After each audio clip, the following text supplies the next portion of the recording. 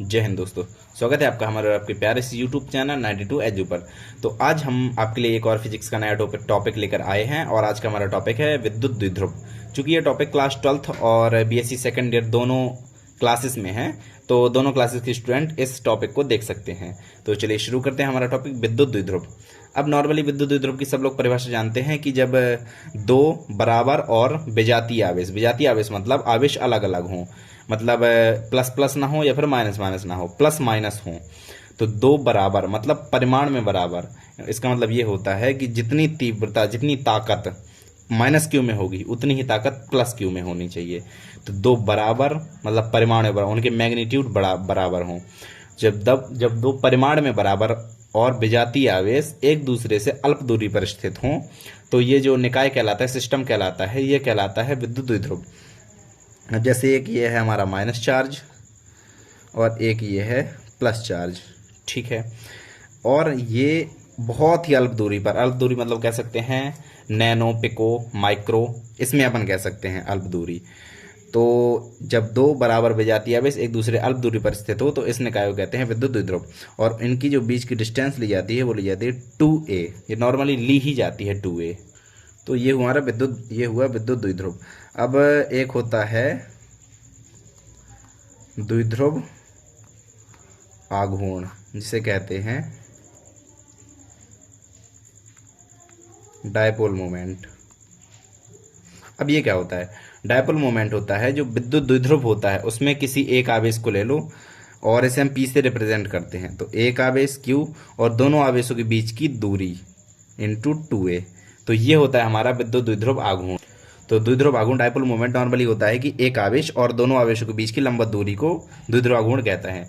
अब एक चीज़, क्योंकि ये तो वेक्टर क्वांटिटी है, P एक वेक्टर क्वांटिटी होती है, तो इसमें एक दिशा होगी, मैग्नीट्यूड तो ये हो गया, इससे अपन मैग्नीट्यूड कैलकुलेट कर लेंगे। अब इसकी डायरेक्शन भी एक होती है। तो P की डायरेक्शन क्या होती है? P की डायरेक्शन हमेशा माइनस से प्लस की ओर होती है। फिजिक्स में बता रहा हूँ। P की जो डायरेक्शन होती है ये माइनस क्यू से प्लस क्यू की ओर होती है, ऋणावेश से धनावेश की ओर होती है। ओके। अब फिजिक्स में होती है माइनस क्यू से प्लस क्यू और केमिस्ट्री में होती है प्लस क्यू से माइनस क्यू, तो वो तो दूसरी बात है। अभी हम फिजिक्स पढ़ रहे हैं तो अभी हम इसकी डायरेक्शन माइनस क्यू से प्लस क्यू की ओर ही लेंगे। ओके, तो ठीक है, डायपोल मोमेंट होगा। अब इसके बाद जो हमारा टॉपिक है कि अक्षीय स्थिति पर विद्युत क्षेत्र की तीव्रता ज्ञात करनी है, तो चलिए वो करते हैं। हाँ, तो अक्षीय स्थिति में विद्युत क्षेत्र की तीव्रता ये ज्ञात करने के लिए हमें एक चित्र बनाना पड़ेगा। और अक्षीय स्थिति में मतलब द्विध्रुव के कारण अक्षीय स्थिति में, इसका पूरा जो सेंटेंस है द्विध्रुव के कारण। तो सबसे पहले द्विध्रुव बना लेते हैं। ये हो गया माइनस क्यू, ये हो गया प्लस क्यू और इनके बीच की डिस्टेंस हो गई 2a। अब यहाँ पर एक ऐसा पॉइंट होता है जहाँ से दोनों तरफ की डिस्टेंस a होती है, ठीक है। तो ठीक है, ये हो गया हमारा डायपोल। अब जैसे कह रहा है अक्षीय स्थिति में विद्युत क्षेत्र की तीव्रता, तो अक्षीय स्थिति ऐसी होती है कि इसी अक्ष पर स्थित हो, इस तरफ हो, इस तरफ हो, कहीं भी हो। तो अपन ने मान लिया एक बिंदु P है इसी अक्ष पर और इस पर हमें इंटेंसिटी ऑफ इलेक्ट्रिक फील्ड ज्ञात करनी है कि कितनी तीव्रता इस पर लग रही है इस द्विध्रुव के कारण। तो ठीक है, अब चूंकि हमने मान लिया कि प्लस क्यू के कारण, चूंकि इसे हमने P को मान लिया कि ये एक एकांक आवेश है और इस एकांक आवेश को हमने पॉजिटिव चार्ज माना है। तो चूंकि ये पॉजिटिव चार्ज है और ये भी पॉजिटिव चार्ज है, तो एक दूसरे को रिपल्स करेंगे, तो ये इसे प्रतिकर्षित करेगा, जिसकी वजह से इस पर इस दिशा की ओर एक बल लगेगा। और इसे हमने मान लिया मतलब ये इसे दूर फेंकेगा, ये इसे, ठीक है। तो इस पर मान लिया E1 वेक्टर है, हमने प्लस क्यू के कारण बिंदु P पर तीव्रता मान ली E1 वेक्टर है और माइनस क्यू इसे अपनी ओर खींचेगा। तो इस पर इस दिशा में एक बल लगेगा और इस बल को हमने मान लिया E2 वेक्टर, ठीक है। ध्यान से एक बार, प्लस क्यू के कारण इस पर तीव्रता दूसरे रिपल्स करेगा मतलब प्रतिकर्षित करेगा, तो दूसरी तरफ बल लग रहा है और उस तीव्रता को हमने मान लिया E1 वेक्टर और माइनस क्यू के कारण इस तरफ तीव्रता को E2 वेक्टर हमने मान लिया, ठीक है। और जो डायपोल है इसके सेंटर से और इस P की जो डिस्टेंस है ये है R, ठीक है। अब देखो प्लस क्यू P से कितनी डिस्टेंस पर है, क्योंकि जब हम अभी एक सेकंड, चलो पहले बाद में अपन देखते हैं। अब जो E1 कूलाम का नियम मैंने बताया था, E 1/4πε0 Q1 Q2/r², ये वाला सूत्र होता है बल का।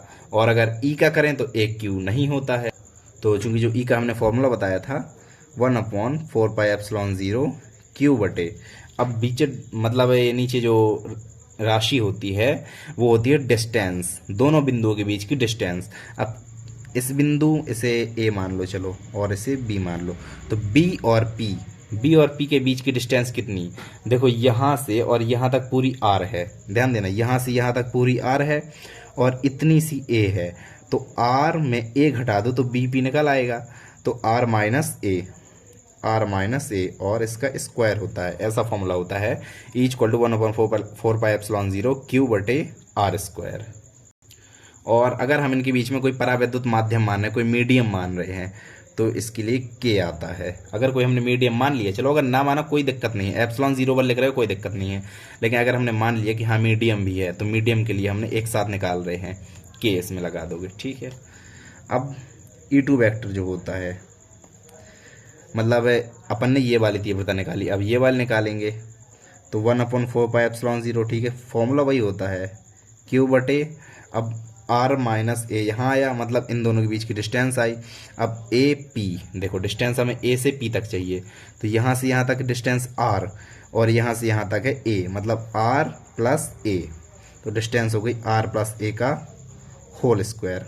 ओके, अब एक चीज़ ध्यान से देखो, क्योंकि जो प्लस क्यू आवेश है वो बिंदु P के ज़्यादा पास में है, माइनस क्यू दूर है, मतलब माइनस क्यू थोड़ी दूर है और प्लस क्यू P के पास में है, तो प्लस क्यू जो इस पर जो बल लगाएगा वो ज़्यादा लगाएगा, प्लस क्यू के द्वारा इस पर जो तीव्रता इंटेंसिटी होगी वो ज़्यादा होगी माइनस क्यू के रिस्पेक्ट में, तो प्लस क्यू के कारण E1 वेक्टर ज़्यादा है, ध्यान देना E1 वेक्टर। अब हमें E निकालना है, E वेक्टर जो है वो निकालना है, तो ज़्यादा कौन है, देखो हमें ये चीज़ इसलिए बता रहा हूँ कि E1 वेक्टर E2 वेक्टर में बड़ा कौन है, तो हमने देखा कि E1 वेक्टर बड़ा है, क्यों, क्योंकि प्लस क्यू P के ज़्यादा नज़दीक है, तो ये इस पर प्रभाव ज़्यादा डालेगा, E1 vector minus E2 vector.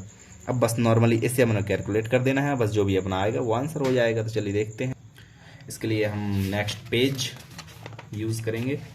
हाँ, तो क्या आया था, E vector is equal to E1 vector plus नहीं है माइनस E2 वेक्टर, बड़े में अपन को छोटा घटाना है। अब एक चीज़ देखो, हमने यहाँ माइनस ही क्यों किया, ये देखो एक बार फिर से देख लो, हमने यहाँ माइनस चिन्ह क्यों लगाया, माइनस इसलिए लगाया क्योंकि ये जो प्लस क्यू आवेश है इसे दूर फेंक रहा है, बाहर की ओर प्रतिकर्षित कर रहा है, और माइनस क्यू इसी को आकर्षित कर रहा है, तो दोनों डायरेक्शन जो है उनकी अलग अलग हैं, इसलिए हमने माइनस लगाया है।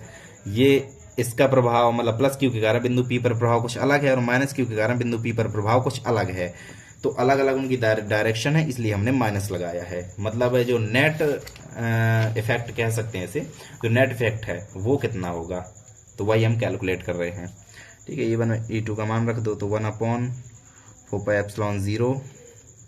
अभी एक और चीज़ देखो,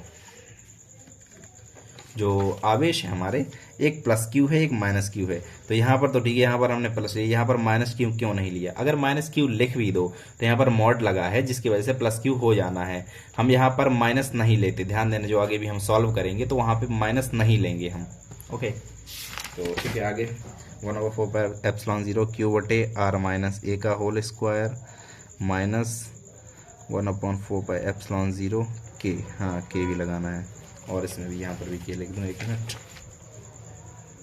के। ओके, तो यहाँ पर क्या था, क्यू बटे आर प्लस ए का होल स्क्वायर, ठीक है। कॉमन ले लो जो कॉमन आ रहा हो, क्यू बटे 4 पाई एप्सिलॉन 0 इंटू के और 1 बटे आर माइनस ए का whole square minus 1 R plus A का होल स्क्वायर, ठीक है। अब बस एलसीएम नॉर्मली ले दो, तो क्यू बटे 4 पाई एप्सिलॉन 0 के एलसीएम ले लो, तो आर माइनस ए का whole square are plus A का होल स्क्वायर। अब आर माइनस ये मर गया, ये आ गया, तो आर प्लस ए का होल स्क्वायर, एलसीएम लेना आता होगा सबको, और माइनस आर माइनस ए का होल स्क्वायर, ठीक है। अब आगे देखते हैं, इसी बस इसे नॉर्मली सॉल्व करते जाना है बस, 4 पाई एप्सिलॉन 0 के, और इसे इनके जो कोष्टक है वो खोल दो, ए प्लस बी का होल स्क्वायर, तो A square plus B square plus 2ab, और यहाँ पर माइनस अपन साथ में माइनस का गुणा भी करते जा रहे हैं, ठीक है, प्लस का होगा तो माइनस लगे तो माइनस के होते जाएंगे, minus R square minus A square plus 2r A, direct हमने माइनस का गुणा भी कर दिया है साथ साथ, और बटे ए स्क्वायर, नहीं A plus B A minus B, बस ऐसे ही देख लो, A plus B A minus B, ये वर्गांतर सूत्र है, तो ये पढ़ा होगा A square minus B square, तो R square minus A square और ये वाला स्क्वायर। ठीक है, यहाँ तक पहुँच गए हम। क्यू बटे 4πε0 के, अब R square A square R square A square, ये 4 चले गए, बचा 4r ए बटे R square minus A square का होल स्क्वायर। ठीक है, अब इसे थोड़ी अलग अलग कर लेते हैं। क्यू बटे 4πε0 के, इसे अलग अलग ऐसे कर लेते हैं 2r इंटू 2a। अगर हम सॉल्व करेंगे तो 2 दूनी 4, 4ra आ जाएगा, तो बस इसे हमने अलग अलग कर लिया है। अब इसके बाद R square minus A square का होल स्क्वायर। अब इसमें एक कंडीशन होती है, लेकिन थोड़ी सा और सॉल्व करने के बाद फिर देखते हैं अपन कंडीशन। तो इसे क्यू बटे 4, नहीं क्यू अभी मत लिखो, देखो 1/4πε0 के। अब देखो Q into 2a, Q into 2a, अभी हमने क्या क्या देखा, क्यू इंटू 2a, देखो यहाँ पर क्यू इंटू 2a बराबर p, तो बस p लिख दो, p इंटू 2r बटे R square minus A square का होल स्क्वायर। ठीक है, अब देखेंगे कंडीशन, यदि r ग्रेटर ग्रेटर a हो, r ग्रेटर मतलब a से बहुत बड़ा हो। अब जैसे कई लोग लगा देते हैं r greater greater greater, 3-4 greater लगा देते हैं, सिर्फ 2 ही लगाए जाते हैं। नॉर्मली जो होता है 2 ग्रेटर ही लगाए जाते हैं, या फिर 2 लेस देन ही लगाए जाते हैं। अब अगर r a से बहुत बड़ा है तो आर स्क्वायर में एक घटा भी तो कुछ इतना ज़्यादा फर्क नहीं पड़ेगा। समुद्र से 2 बाल्टी पानी निकाल लो, कोई इतना ज़्यादा फर्क नहीं पड़ेगा। तो इसमें घटाई तो फिर भी r ही आएगा, समुद्र ही बचेगा। तो इसलिए 1/4πε0 के और p 2r बटे r की पावर 4, देखो आर स्क्वायर और 2 ये, तो r की पावर 4 हो जाएगा। अब अगर यहाँ से r से एक r काट दो, घात 3 बचेगी, तो 1/4πε0 के 2p बटे r क्यूब, और ये हो जाएगी आपकी intensity of electric field. Okay, तो ये हुआ आपका इंटेंसिटी ऑफ इलेक्ट्रिक फील्ड। इस प्रकार से अपन को इसे सॉल्व करना है। वैसे इतना ज़्यादा कठिन नहीं है, बस नॉर्मल है कि हमें प्लस क्यू के कारण इस पर तीव्रता और माइनस क्यू के कारण तीव्रता निकालनी है। बस दोनों को निकाल के फिर देखना है जो बड़ा हो उसे उसमें दूसरे को घटा देना है। ठीक है, जो बड़ा हो उसमें जो छोटी हो उसे घटा देना है। घटाना इसलिए है क्योंकि दोनों की जो डायरेक्शन है वो अलग अलग है। ठीक है, अब इसके बाद मॉड लेके करना है एंड बस एलसीएम लेके सॉल्व करते जाना है, और इसके बाद q इंटू 2a का मान p रखना है। ये चीज़ आपको ध्यान रखनी है। तो ये हुआ हमारा आज का टॉपिक। ठीक है, तो वीडियो देखने के लिए thank you so much, and मिलते हैं अगले टॉपिक के साथ। Thank you so much, bye bye.